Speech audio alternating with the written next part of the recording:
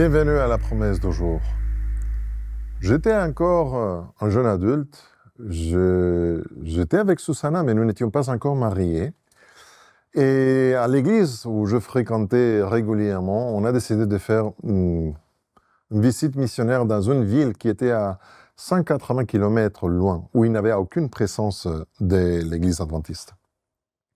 Je me souviens que c'était un dimanche, bientôt le matin, on se réunit avec quelques voitures, et les coffres de voitures pleins de brochures, des choses pour justement partir partout dans la ville et donner quelques brochures, quelques volants, quelque chose, justement pour essayer de toucher le cœur de certaines personnes.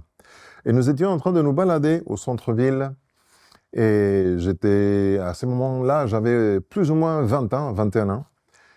Et je marchais avec quelqu'un d'expérience, âgé, déjà à la retraite.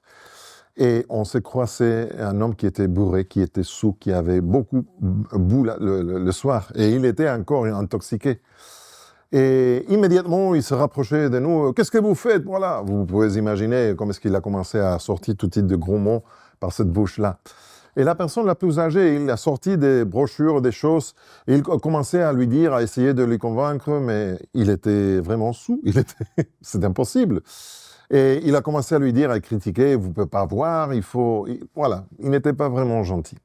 J'écoutais, et à cet homme-là, j'étais en train de dire, mais oui, mais écoutez bien, mais est-ce que vous savez que j'étais un peu plus gentil quand même.